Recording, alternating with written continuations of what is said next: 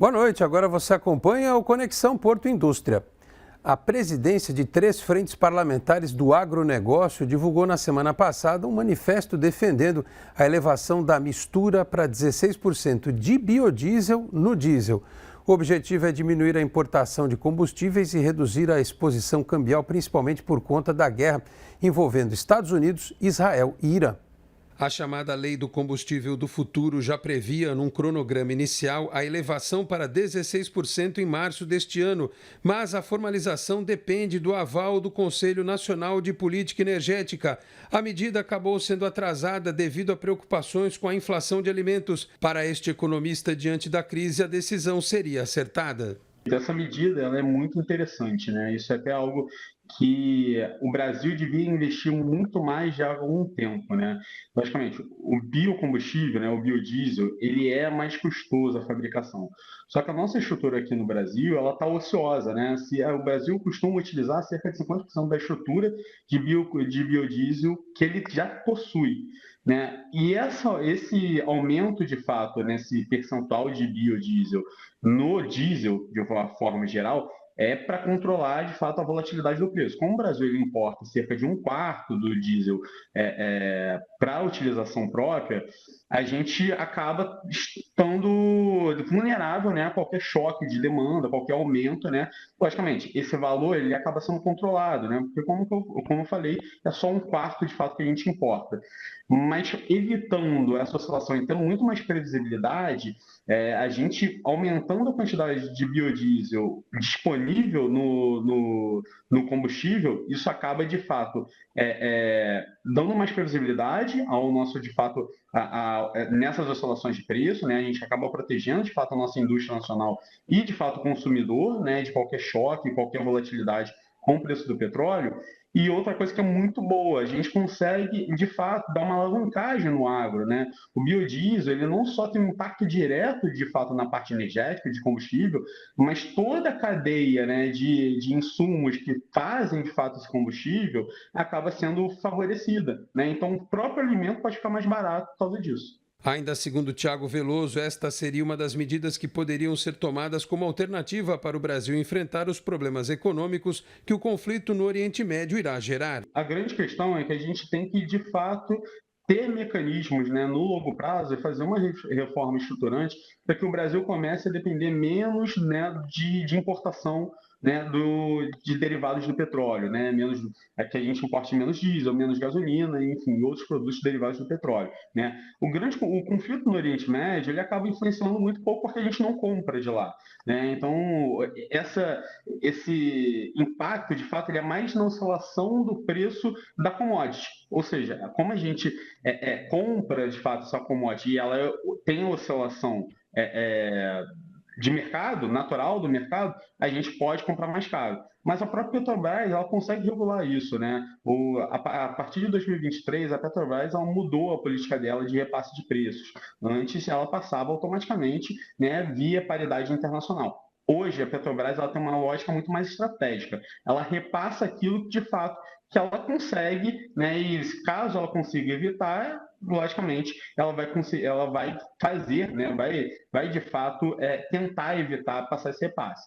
Isso traz, logicamente, impacto negativo para a companhia, logicamente, se o preço do petróleo ficar muito alto durante um período longo, mas se for uma oscilação de mais curto prazo, a Petrobras consegue frear esse aumento e não repassar. E aí acaba para o consumidor, de fato, não sentindo do seu bolso, né? Esta é também uma oportunidade para o Brasil buscar uma menor dependência de insumos e produtos que chegam do exterior. É o caso dos fertilizantes. Apenas 15% do que é consumido pelo agro em território nacional é produzido por aqui. A gente é um país abençoado, né? O Brasil ele consegue ter uma cadeia de produção, diversos insumos, muito grande. Então, a gente, praticamente, em quase todos os principais produtos, as principais commodities do mundo, a gente está sempre entre os principais vendedores para o mundo.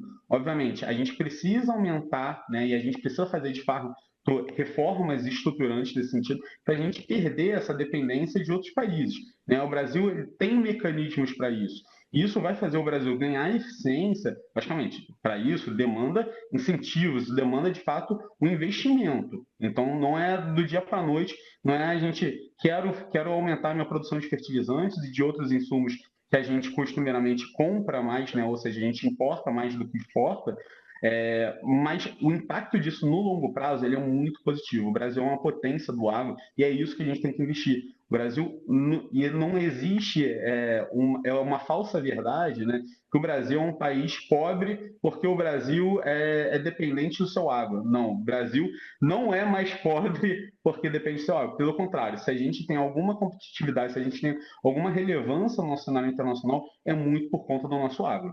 E ele finaliza reforçando que quanto mais tempo a guerra durar, maiores serão os prejuízos para todos os países. Essa questão política né, envolvendo o Irã, né, essa alternância de poder, ela é muito importante, né?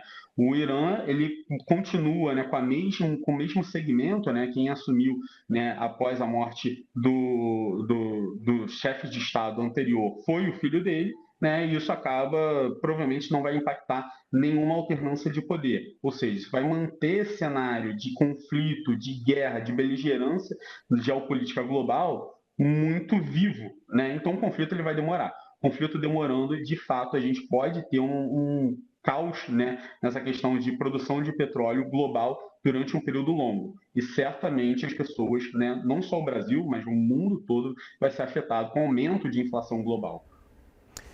E a Autoridade Portuária de Santos prorrogou novamente por mais 120 dias o desconto que vem sendo dado desde 2023 na tarifa cobrada dos chamados navios verdes, com menos emissão de poluentes.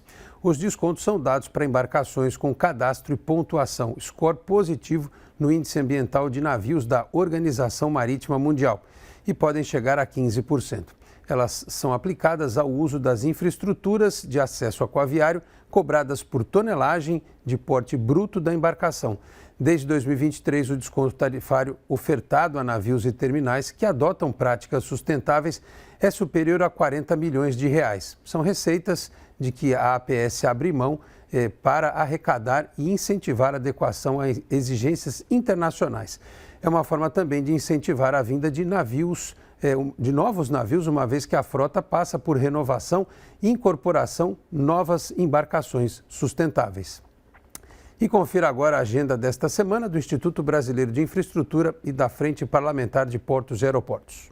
Nesta segunda-feira, os trabalhos da Frente Parlamentar Mista de Portos e Aeroportos e do Instituto Brasileiro de Infraestrutura começaram com despachos internos de seus representantes pela manhã. Ainda nesta segunda-feira, aconteceu a reunião do Comitê Temático 10 do IBI, que discute navegação interior no período da tarde. Na terça-feira, ocorre o Seminário Pianchi, com a temática Diálogo Técnico sobre Diretrizes Globais e Desafios Nacionais em Portos e Hidrovias ao longo do dia. Na quarta-feira, pela manhã, será realizada a reunião ordinária do Conselho de Administração do IBI. Ainda pela manhã ocorre a 23ª reunião do COUFAC da Alfândega, encontro que reúne entidades do setor para debates profundos e análises estratégicas em São Paulo. Também na manhã de quarta-feira, membros da Frente Parlamentar e do IBI acompanham a Comissão de Viação e Transportes para discussão e votação de propostas legislativas. E o Conexão Porto Indústria de hoje fica por aqui. O programa volta amanhã, 19h30 da noite. Muito obrigado a todos pela audiência. Um grande abraço e até lá. Tchau, pessoal.